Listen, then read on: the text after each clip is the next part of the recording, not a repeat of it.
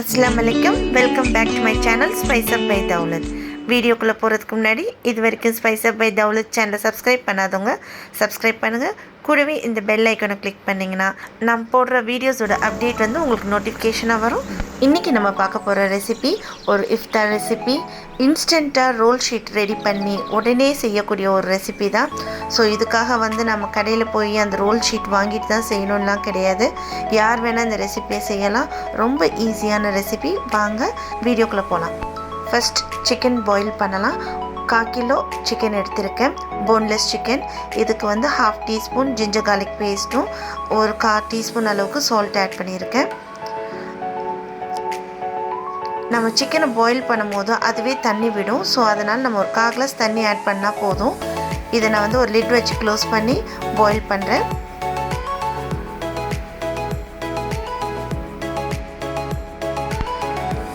இப்போ 3 மினிட்ஸ் ஆயிடுச்சு. நான் இடையில லிட்டை ஓப்பன் பண்ணி செக் பண்ணிக்கிறேன். இங்கே பாருங்கள் இன்னும் தண்ணி எவ்வளோ நிற்கிதுண்டு.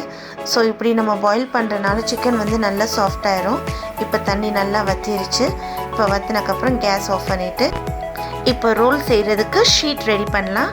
அதுக்கு நான் ஒரு மிக்சர் ஜாரில் வந்து 1 கப் மைதா எடுத்திருக்கேன், ஒரு முட்டை, 1/4 டீஸ்பூன் அளவுக்கு உப்பு. நான் எந்த மெஷர்மெண்ட்டில் மைதா எடுத்தனோ அந்த இதில் வந்து அதே அளவில் 1.5 மடங்கு அளவுக்கு தண்ணி ஆட் பண்ணணும். ஸோ நான் 1.5 கப் வாட்டர் ஆட் பண்ணியிருக்கேன். இப்போ இதை கிரைண்ட் பண்ணிட்டு வரலாம். இப்போ கிரைண்ட் பண்ணக்கப்புறம் பாருங்கள், இதுதான் அதோட கன்சிஸ்டன்சி. ஸோ இந்த மாதிரி செமி லிக்விடாக தான் இருக்கணும். வாங்க இப்போ நம்ம வந்து ஸ்டஃபிங்ஸ்க்கான இதை ரெடி பண்ணலாம். இப்போ ஒரு கடாயில் வந்து 1.5 டேபிள் ஸ்பூன் அளவுக்கு ஆயில் ஆட் பண்ணக்கப்புறம் ஒரு 1 டீஸ்பூன் அளவுக்கு பொடியாக நறுக்கின பூண்டை ஃப்ரை பண்ணுறேன். ஸோ இதோட வந்து நம்ம சின்னதாக ஸ்ட்ரெட் பண்ணி வச்சுருக்க அந்த சிக்கனை ஆட் பண்ணுறேன். ஸோ இது ஏற்கனவே பாயில் ஆனனால இதில் இன்னும் ரொம்ப நேரம் ஃப்ரை பண்ணணும்னு தேவையில்லை. இப்போ நான் இதோட வந்து கேரட் ஆட் பண்ணுறேன். கேரட் வந்து 1 கிராம் அளவு தான் இது. நான் செய்கிற இந்த அளவு வந்து ஒரு 6 to 7 பீசஸ் ரோல் செய்யலாம். இப்போ நான் வந்து கோஸ் ஆட் பண்ணுறேன். அதுவும் வந்து ஒரு 100 கிராம் அளவு இருக்கும். அடுத்து கேப்சிகம். ஸோ இது எல்லா காய்கறியும் வந்து எல்லாம் வந்து கொஞ்சம் ரொம்ப ஃப்ரை ஆகக்கூடாது. ஒரு 1 மினிட் அளவு தான் ஃப்ரை ஆகிற டைமு. ஸோ இதுக்கு எல்லாத்துக்கும் தேவையான அளவு உப்பு ஆட் பண்ணுறேன். அதோட ஒரு 1/2 டீஸ்பூன் பெப்பர் ஆட் பண்ணிவிட்டு ஒரு சாட்டே கொடுங்க. லாஸ்ட் இன்க்ரீடியன்ட்ஸ், இதுதான் வந்து மெயினான இன்க்ரீடியன்ட்ஸ், மயோனைஸ். ஏற்கனவே நம்ம வீடியோவில் வந்து மயோனைஸோட ரெசிபி வந்து நான் அப்லோட் பண்ணியிருக்கேன். ஸோ நீங்கள் மேலே உள்ள அந்த நோட்டிஃபிகேஷனை கிளிக் பண்ணிங்கன்னா மயோனைஸோட ரெசிபி உங்களுக்கு வரும். ஸோ நீங்கள் அதை பார்த்துக்கலாம். இப்போது இந்த ரெசிபிக்கு மெயினான இன்க்ரீடியன்ஸே மயோனைஸ் தான். ஸோ இந்த ஸ்டஃபிங்ஸில் வந்து இப்போ நான் மயோனைஸ் வந்து ஒரு 2 டேபிள் ஸ்பூன் மயோனைஸ் ஆட் பண்ணி நல்ல ஒரு மிக்ஸ் கொடுக்குறேன். இப்போது ஸ்டஃபிங் ரெடி ஆயிடுச்சு. வாங்க இப்போ வந்து ஷீட் ரெடி பண்ணி அதுக்குள்ளே நம்ம எப்படி அதை ஸ்டஃப் பண்ணுறோன்றதை பார்க்கலாம். நான் ஃபஸ்ட்டு இப்போ தவாவை ஹீட் பண்ணி அதை ஆயிலால் க்ரீஸ் பண்ணிக்கிறேன். ஆயிலால் க்ரீஸ் பண்ணிவிட்டு நம்ம ரெடி பண்ணி வச்சுருக்க அந்த டவ் பேஸ்ட்டை வந்து ஒரு 2 ஸ்பூன் அளவுக்கு ஆட் பண்ணலாம். நம்ம தோசை எப்படி இழுப்போமோ அதே மாதிரி தான் இதை நம்ம இழுக்கணும். ஸோ அந்தளவுக்கு பெருசாக இல்லாமல் அதில் பாதி அளவுக்கு தான் நம்ம இழுக்கணும். கேஸோட ஃப்ளேம் வந்து மீடியம் ஹீட்டில் இருக்கணும். இது தோசை மாதிரி வேகக்கூடாது. ஸோ அந்த ஹீட்டில் அந்த தவாவை விட்டு அந்த ஷீட் வந்து அதுவே தன்னால் எலும்பி வரும். ஸோ அதுக்கப்புறம் நான் மடக்கிற மாதிரியே நீங்கள் வந்து சைட்ஸ் எல்லாம் வந்து மடக்கி அதை அழகாக இந்த மாதிரி ரோல் பண்ணி அப்படியே தவாவோட ஒரு கார்னரில் வச்சுருங்க. அப்போ தான் அது வந்து நல்லா ஒட்டி பிரியாமல் வரும். இப்போது நான் அடுத்தது செஞ்சு காமிக்கிறேன் பாருங்கள். இதே தோசை மாதிரியே நம்ம திருப்பியும் அதே மாதிரி இழுத்து ஸ்டஃபிங்ஸை ஆட் பண்ணதுக்கப்புறம் நல்லா தாராளமாக ஸ்டஃபிங்ஸ் ஆட் பண்ணுங்கள். தன்னால் அந்த டவாவை விட்டு அந்த ஷீட் வந்து தன்னால் வந்துடும். ஸோ இந்த மாதிரி ட்ரையாக இருந்துச்சுன்னா நீங்கள் திருப்பி ஒவ்வொரு ரோலுக்கு அப்புறமும் நீங்கள் வந்து கொஞ்சம் ஆயிலை வந்து க்ரீஸ் பண்ணிக்கோங்க. ஸோ அப்போ வந்து உங்களுக்கு ஈஸியாக வந்து அந்த ஷீட் வந்து டவாவில் ஒட்டாமல் வரும். ஸோ இப்போ வந்து நான் அந்த ஃபஸ்ட்டு பண்ண ரோல் எடுக்கிறேன் பாருங்கள். ஸோ கார்னர்ஸ்லாம் பிரியாது, நல்லா ஸ்ட்ராங்காக அது நல்லா ஒட்டி இருக்கும். ஸோ இப்போ பாருங்கள், நான் அடுத்ததை வந்து செய்கிறத பாருங்கள். அடுத்த ரோலை ரொம்ப ரொம்ப ஈஸியான ஒரு ரெசிபிங்க. இன்ஸ்டண்ட்டாக நம்ம கிச்சனுக்குள்ளே போனதோடே ஒரு ரோல் செய்யணுன்னு ஒரு ஐடியா இருந்துச்சுன்னா டக்குன்னு வந்து மைதா மாவு வச்சு நம்ம ஒரு ஷீட் ரெடி பண்ணி இந்த மாதிரி ஸ்டஃபிங்ஸ் பண்ணிடலாம்.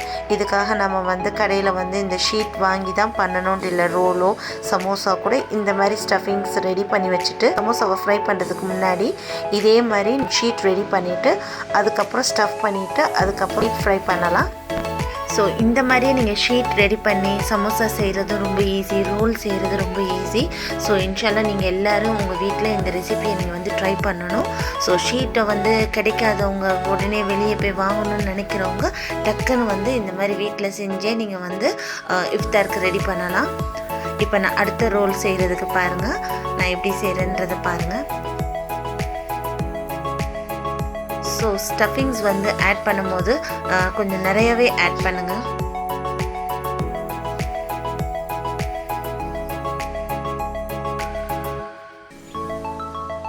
சரி, நான் ஒன்று வந்து இந்த மாதிரியும் ஃபோல்ட் பண்ணி காமிக்கிறேன். ஃபஸ்ட்டு வந்து நடுவால் ஃபோல்ட் பண்ணிவிட்டு கார்னர்ஸை ஃபோல்ட் பண்ணுற மாதிரி காமிச்சிருந்தேன். இப்போ சைடை ஃபோல்ட் பண்ணிவிட்டு அதுக்கப்புறம் நடுவால் உள்ளதை ஃபோல்ட் பண்ணி கூட பண்ணலாம். ஸோ அதுவும் வந்து ஈஸி தான். ஸோ நீங்கள் நான் பண்ணுற மாதிரியே ஃபோல்ட் பண்ணிங்கன்னா ரொம்ப ரொம்ப ஈஸி.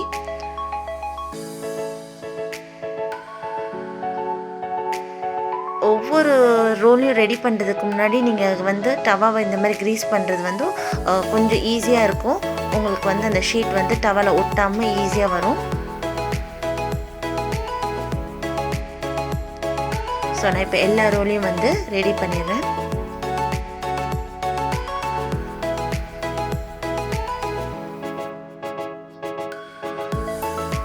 இந்த மாதிரி ஃபோல்ட் பண்ணையில் வந்து உங்கள் கை வந்து கொஞ்சம் சுடும். ஸோ அது வந்து லேசான சூடு தான். சூடு வந்து தாங்குறவங்களுக்கு இது ரொம்ப ஈஸி.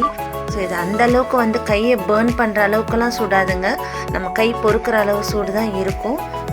ஸோ நீங்கள் அதை கொஞ்சம் ஸ்பீடாக செஞ்சீங்கன்னா அந்த சூடு நம்மளுக்கு தெரியாது.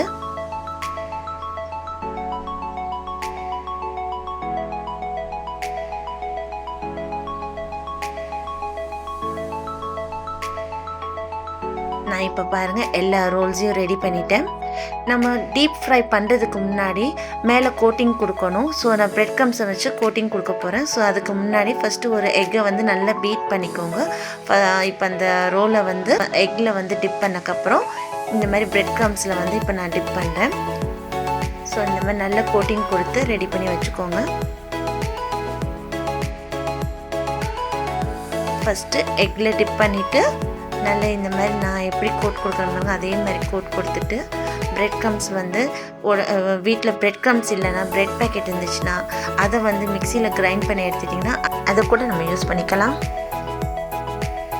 ஸோ இப்போ நான் எல்லா ரோல்லையும் வந்து எக்லேயும் டிப் பண்ணிவிட்டு அதோடு இந்த மாதிரி பிரெட் க்ரம்ஸ்லையும் கோட் பண்ணி ரெடி பண்ணி எடுத்து வைக்கிறேன்.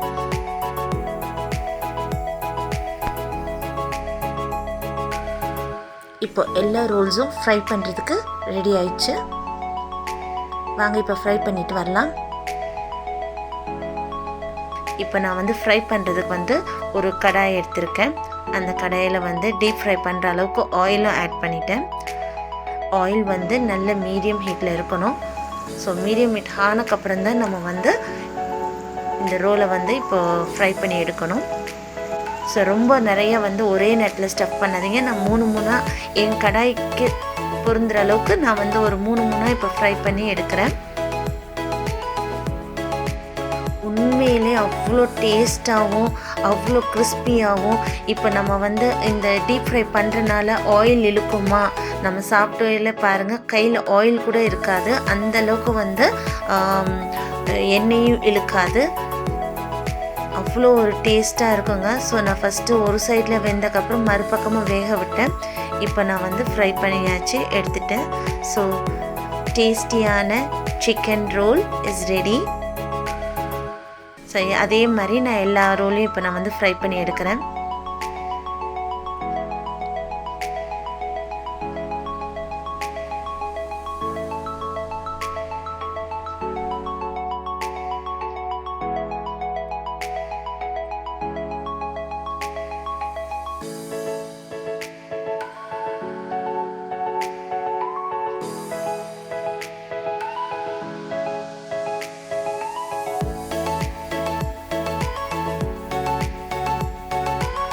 tasty and yummy chicken roll is ready to taste.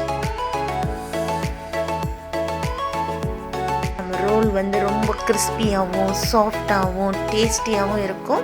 இன்ஷா அல்லாஹ் இந்த ரெசிபியை நீங்களும் உங்கள் வீட்டில் வந்து ட்ரை பண்ணிவிட்டு எப்படி இருந்துச்சுன்னு கண்டிப்பாக உங்கள் கமெண்ட்டை வந்து என்னோட ஷேர் பண்ணுங்கள். ஒரு இன்ஸ்டன்ட் ரோல் ஷீட்டை வச்சு ஒரு ரெசிபி எப்படி பண்ணலான்றதை இன்றைக்கி நம்ம வீடியோவில் பார்த்தோம். ஸோ அடுத்து ஒரு நல்ல ரெசிபியோடு உங்களை சந்திக்கிறேன். Until then, bye, take care, Assalamu alaikum.